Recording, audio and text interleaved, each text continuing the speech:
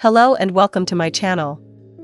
In this video, I'm gonna do a full chapter-by-chapter summary of the book A Court of Wings and Ruin by Sarah J. Maas. The wall is failing, the cauldron is waking, and the only hope for survival lies in the hands of a high lady who is finished wearing masks. Let's begin. Chapter 1, Feyre is at the Spring Court Manor, painting a rose garden which she describes as a bright, pretty lie. She detects Lucien and Tamlin approaching and uses magic to incinerate her broken paintbrush and summon wind to clear the smoke. They discuss the return of High Priestess Ianthe. Feyre pretends to accept Ianthe's betrayal of her sisters to Hybern. Tamlin monitors her movements, while she hides her true status as High Lady of the Night Court. Feyre moves into a new bedroom because her old one is overrun with thorns and vines. Lucien waits for her in the hall, questioning her calm demeanor given her previous promises to kill Hybern's leaders. Feyre lies about her time in the Night Court, implying Rhysand held her in thrall. Tamlin announces a meeting for the next day, revealing that Jurian and a delegation from Hybern will arrive by noon. Chapter 2, the next morning, Feyre sends images through the mating bond to Rhysand, who confirms her sisters and the Illyrians are alive and healing. Jurian arrives via winnowing with two Hybern commanders, Prince Dagdan and Princess Brannock. Tamlin welcomes the delegation, and Brannock states she and her twin brother will share a room together. Feyre curtsies to them but warns Jurian during lunch not to threaten her in her own home. Dagdan serves his sister food and drink, leading Feyre to suspect they are Demati. Jurian mocks Lucien's mechanical eye and insults Feyre's sisters. He suggests Feyre was fucking Rhysand before she left Tamlin. Feyre senses the royals attempting to mentally probe Lucien and Tamlin as a distraction. She retaliates by gouging their mental shields, causing them to flinch, and then finishes her meal in silence. Chapter 3, the group rides to the wall between the faerie and human lands. Lucien identifies a gap in the wall along the border and mentions another exists off the coast. Princess Brannock rejects the sea entrance, stating they must break the wall on land.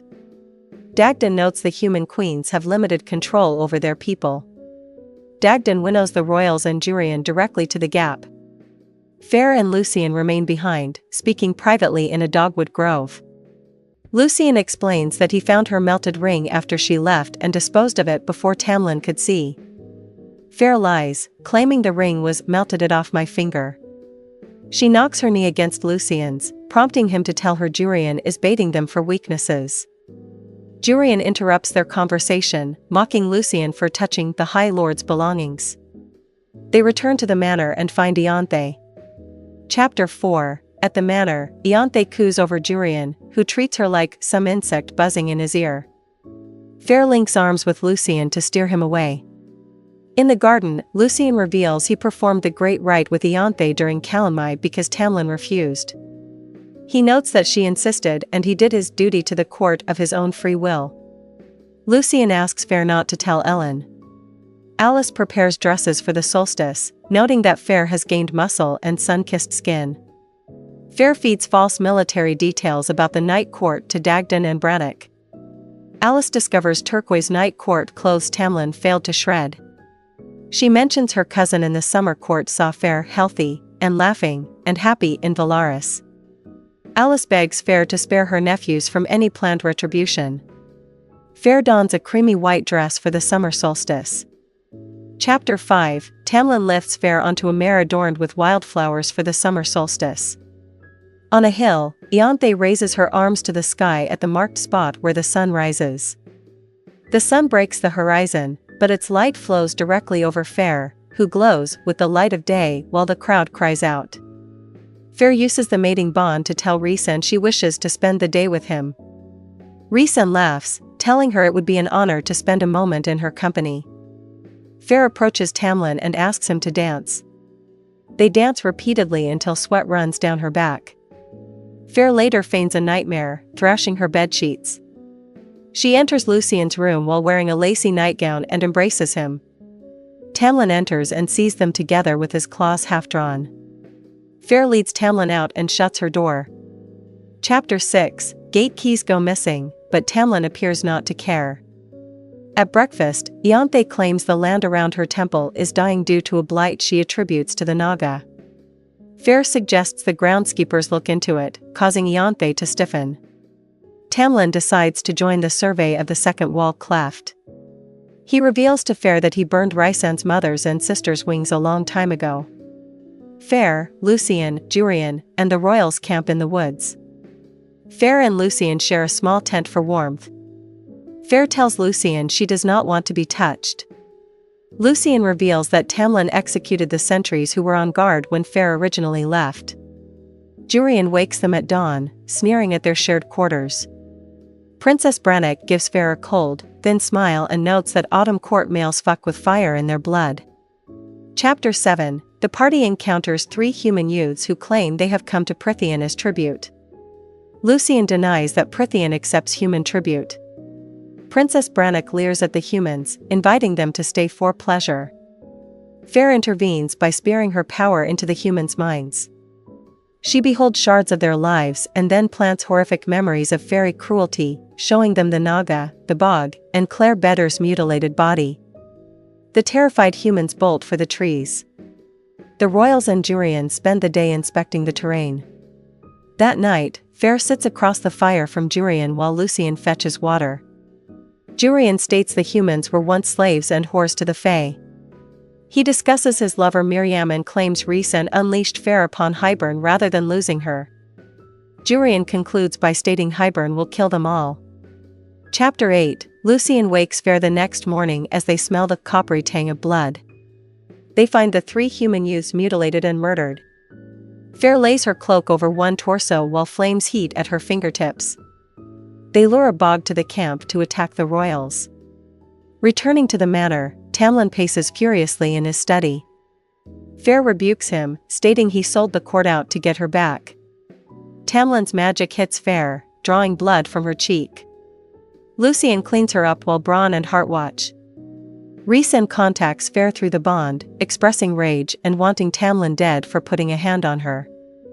The next day, Feyre rides with Bronn and Hart to ensure they see her bruises and cuts. Ianthe arrives, reporting that 7 Naga broke into the grounds and were found with the missing gate keys. Chapter 9. Tamlin paces before a sentry who is bound between posts. The sentry claims he nodded off and denies originally losing his keys.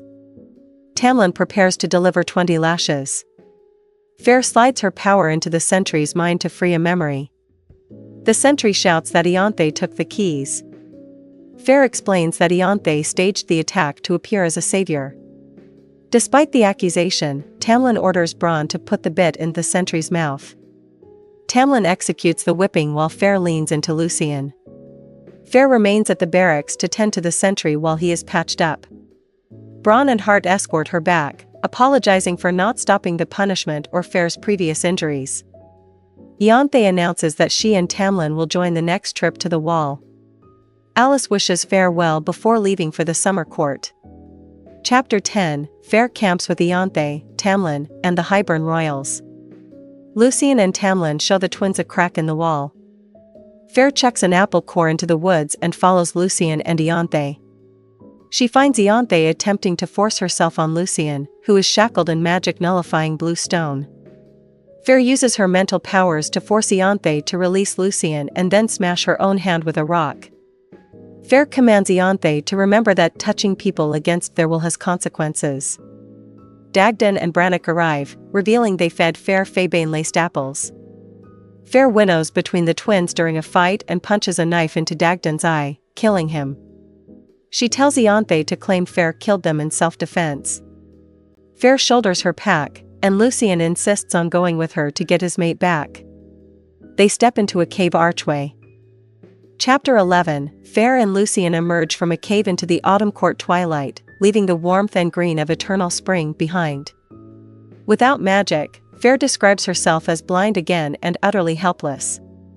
They find an old hunting cave containing 3 bedrolls and a charred fire pit. Lucien reveals he knew Feyre was lying about her light in Hybern because his friend in the Dawn Court has the same power. He explains he did not tell Tamlin to avoid kicking a male already down and to ensure he could find Ellen. Lucien notes that his father, Baron, will hunt you for taking his power and kill you for learning how to wield it. Feyre remains awake on a bedroll that reeks of dust and rot, fearing Lucien might change his mind.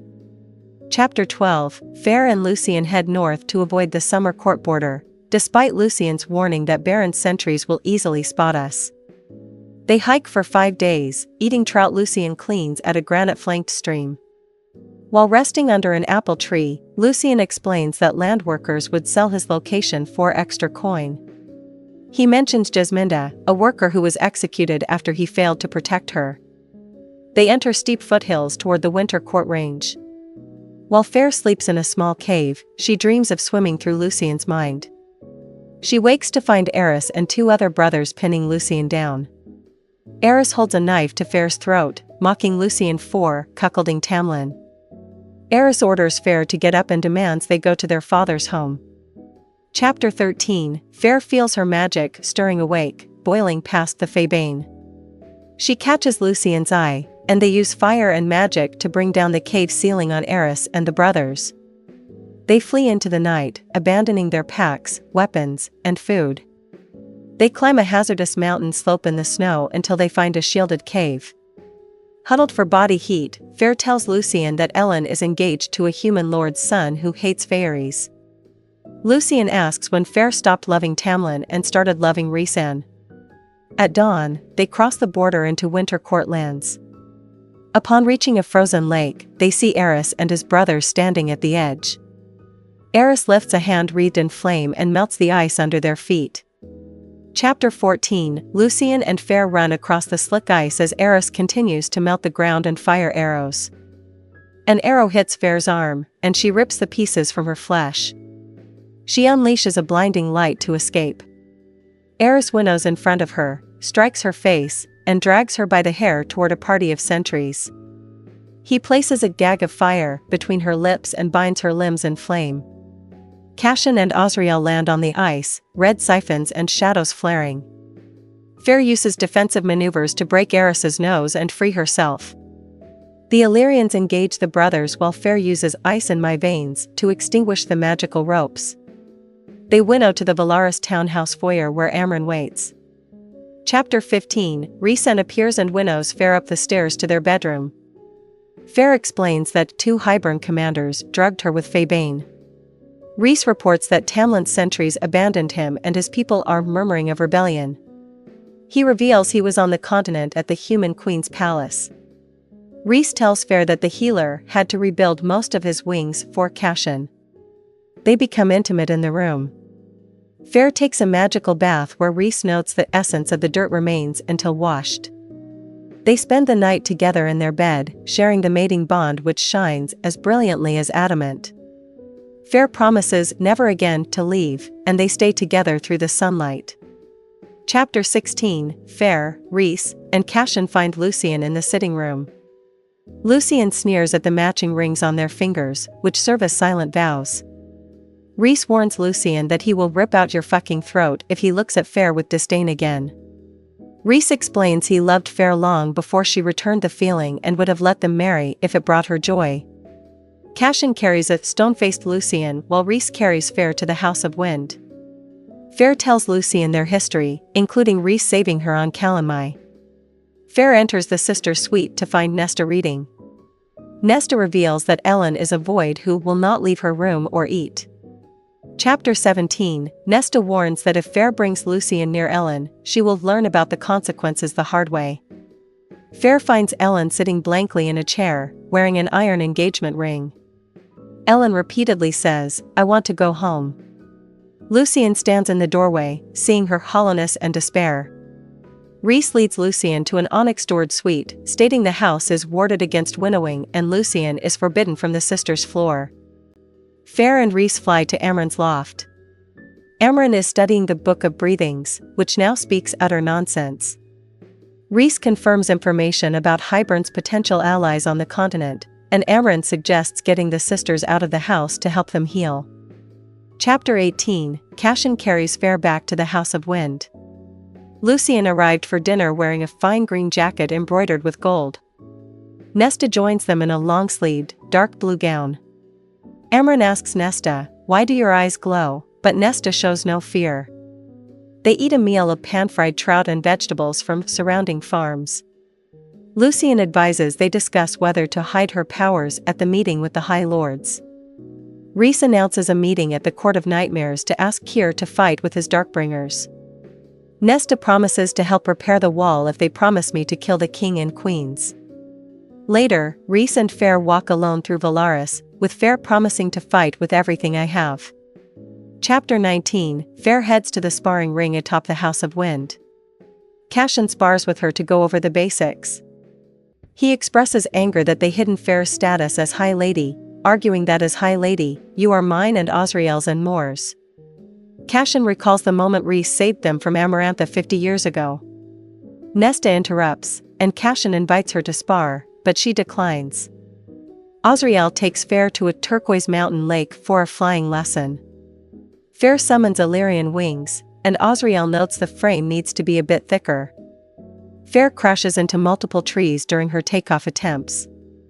Feyre returns home, and Rhys massages her back and wings with oils before they become intimate.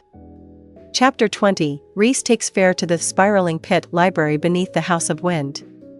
They meet Clotho, a mute priestess with gnarled and scarred hands.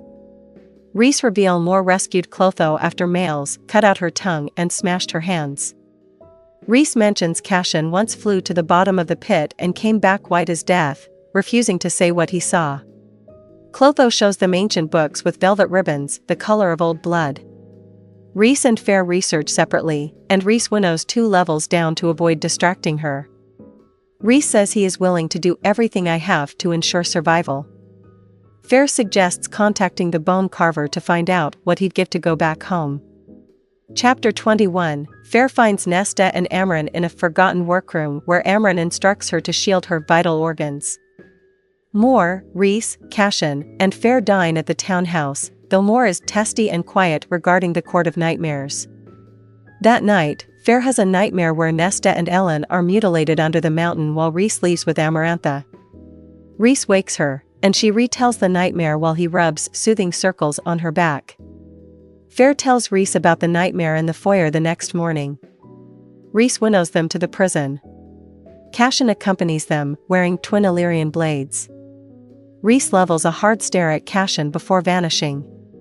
Feyre and Cashen begin the hike up the hill. Chapter 22, Feyre, Rhys-Anne, and Cashen winnow to the prison's mountain. They hike through the mist toward the entrance. Rhys-Anne remains outside while Feyre and Cashen enter the bone carver's cell. The ancient being manifests as a young boy with violet eyes, resembling Feyre's potential future son. The carver demands a gift and questions if Feyre stole from his sister, the weaver. He recounts how the rock in darkness and sea trembled when Nesta emerged from the cauldron. The carver claims Nesta took something precious and ripped it out with her teeth. He describes Nesta as new as a fawn and yet ancient as the sea. Feyre interrupts his taunts to demand he listen to their proposal. Cashen remains stone-faced throughout the interaction as the carver senses the wind on him. The chapter ends with the carver flaring his violet eyes, indicating he is ready to listen to their terms. Chapter 23, Feyre informs the bone carver that war is imminent and requests his gifts for the battlefield. The carver notes he does not wish to return to his original home, which he believes is now dust drifting across a plain. He offers his assistance in exchange for the Ouroboros mirror, currently held by Keir in the hewn city. The carver recounts a story about a clever Fae warrior from an ancient bloodline who contained powerful beings she could not kill. He reveals he chose to enter the prison long before she trapped others there. Rhys-Anne returns and winnows the group back to Velaris. Cashen warns Rhys-Anne that he will not like his asking price regarding the mirror. Rhys-Anne suggests the carver can have fancy dinner plates if that is what he desires, but Cashen remains serious. The group vanishes into the shadows to return to the townhouse. Chapter 24, the group returns to the Velaris townhouse during a summer afternoon. Cashen and Osriel draw sticks to determine who stays in the city. Feyre finds Ellen in the family library staring out a window, while Nesta reads nearby. Feyre suggests Ellen tend a garden at their other house. Nesta follows Feyre into the book stacks, where Feyre erects a shield of hard wind for privacy. Lucian enters the library, violating the rules to stay out of their way. Feyre enters Lucien's mind, sensing his raging, thunderous beat and intense longing for his mate. Lucien apologizes to Ellen, who remains stone-faced and sorrowful. She tells him she can hear your heart beating through the stone and notes her betrothed saw me but will not now. Nesta orders Lucien to get out. Feyre decides to move her sisters and Lucien into the townhouse immediately. Chapter 25, Rhysand and Feyre prepare for a meeting at the Court of Nightmares. Feyre wears a black dress with sheer silk panels and a dark tiara, while Rhysand wears his raven feather crown. They winnow to the hewn city with Mor, Azriel, Amren, and Nesta. Nesta wears a simple and brutal black gown. Upon entering the throne room, the assembled crowd drops to their knees. Rhysand notes the lack of 2 thrones but allows the subjects to escape without having your skin flayed. Feyre sits on the single throne beside Rhysand. She uses dark talons of power to retaliate against those testing her mental shields. Amren and Nesta depart to study magical objects. Rhysand orders food and music for the court while the primary group moves to a private chamber.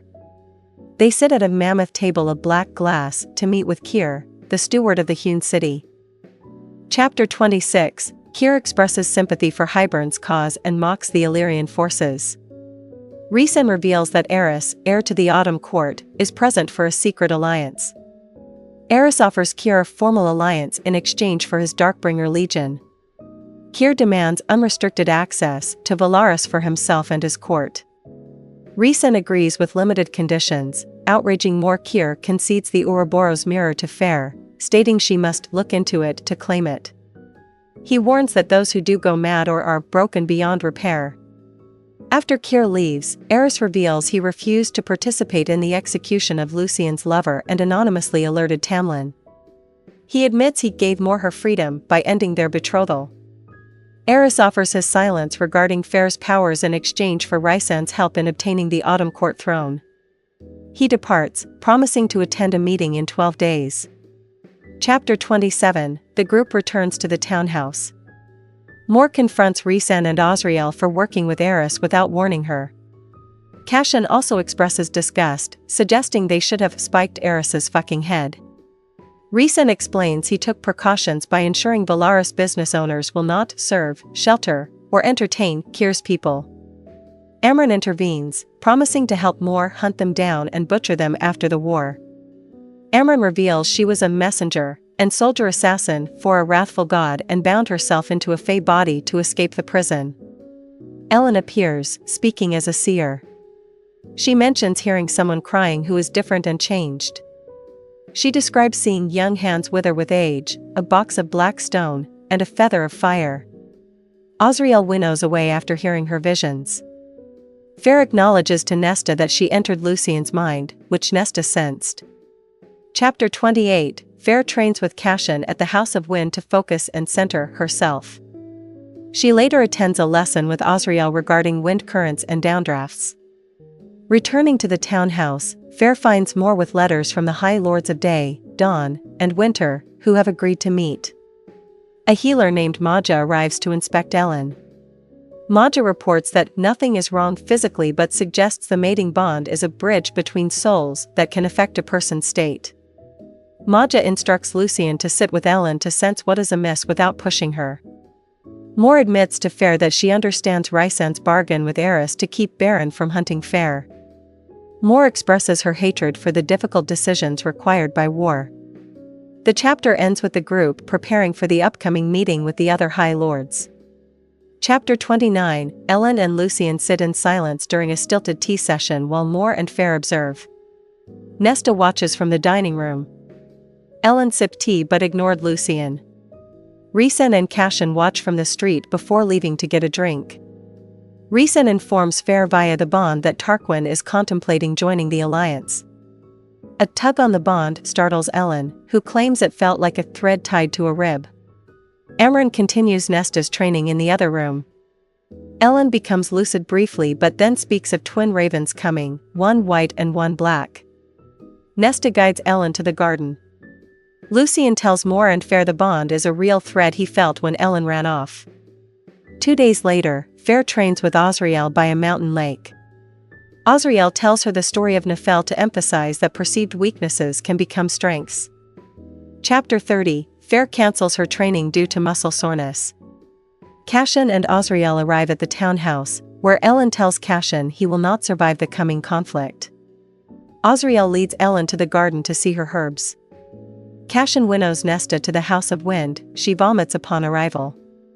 Feyre winnows to the house and leads Nesta to the library to research the wall. Feyre notices Nesta can read the information instinctively. Nesta questions why Feyre never asked her sisters to teach her to read human texts. Suddenly, darkness surges through the library.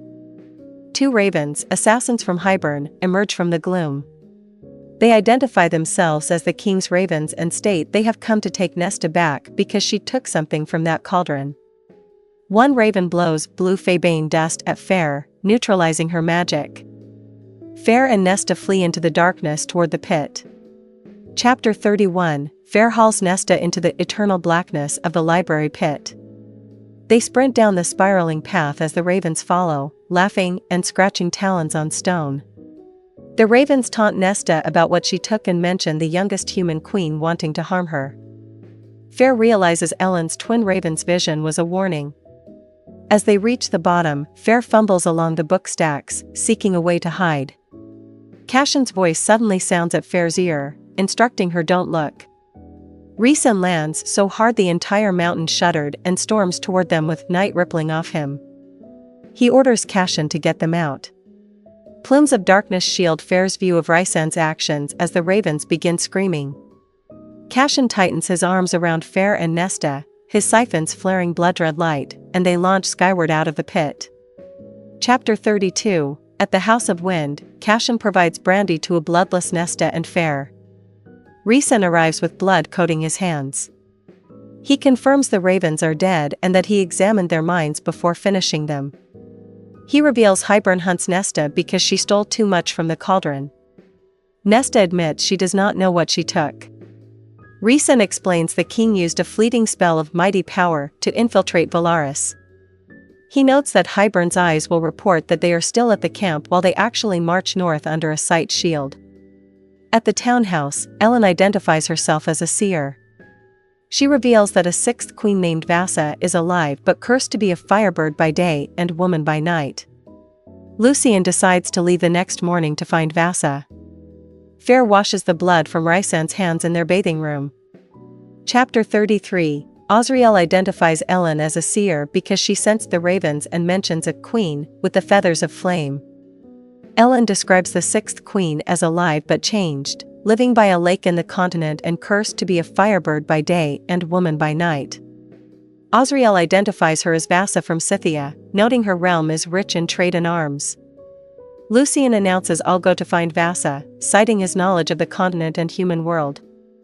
Rhysand accepts the proposal, and Lucien plans to leave the next morning. Feyre and Rhysand retreat upstairs, leaving Lucien and Ellen alone in the sitting room.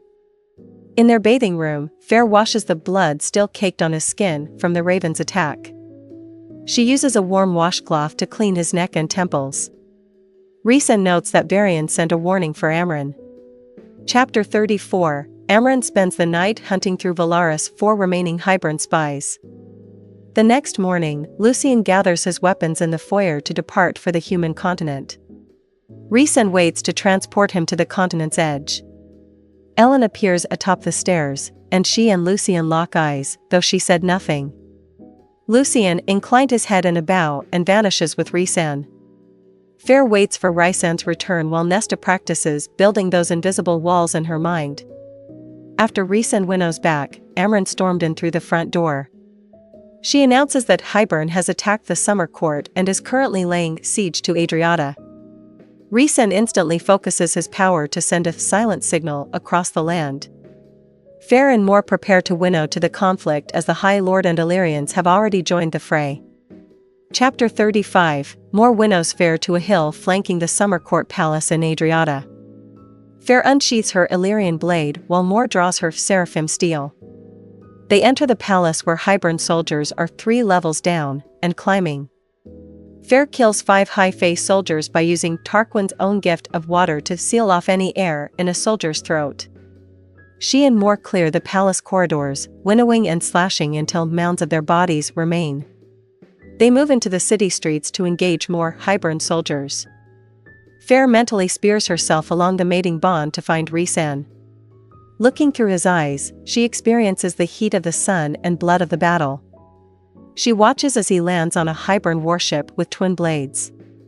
The king of Hybern emerges from below decks, wearing slate-gray clothing, and smiles.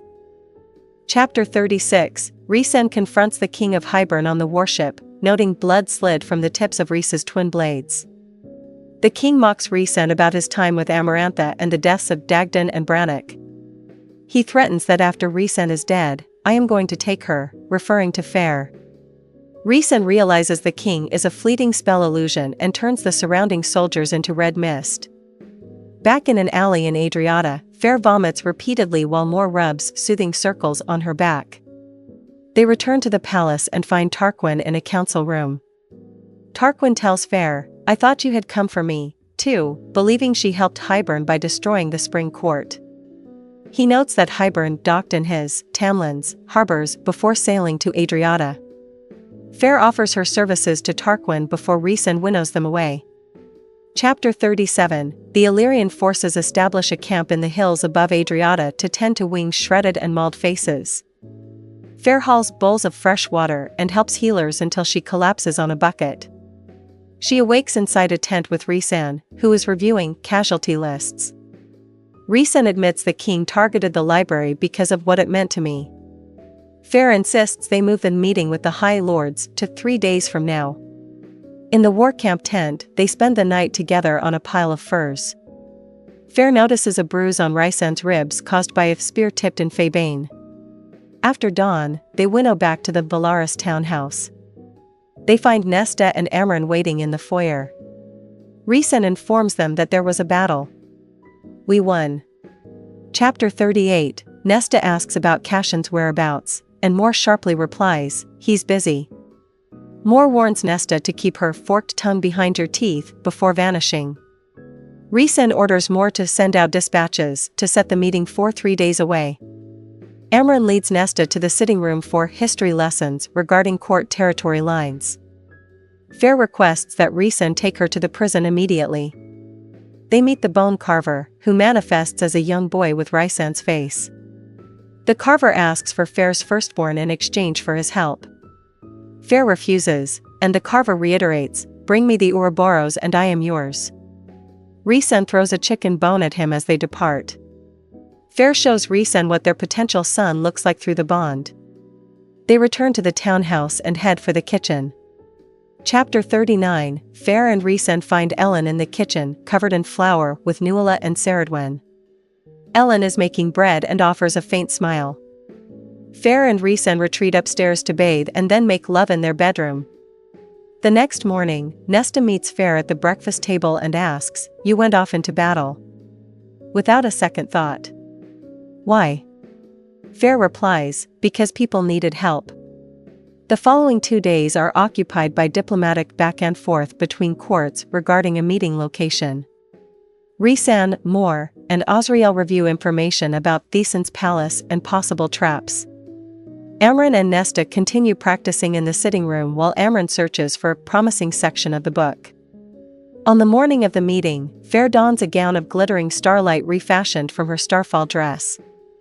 Cassion and Osriel wear their polished Illyrian armor. Chapter 40, Feyre selects a heavy crown from a wall of crowns illuminated by glowworms. Nesta appears in a gown of darkest blue and announces, I'm going with you, because she does not want to be a coward. The group bets on how soon a fight will occur, with Rhysand betting 100 marks on a fight within 15 minutes. Osriel winnows first to check for traps. Rhysand winnows Feyre while Moore takes Cassion and Nesta. They arrive at a veranda on a tower in the Dawn Court. A slim-hipped attendant in gold and ruby livery leads them up spiral stairs toward an open-air chamber at the peak. High Lords Thesan, Callias, and Helion are present with their delegates. Feyre and Rhysand enter the chamber while Rhysand tells her, you bow to no one.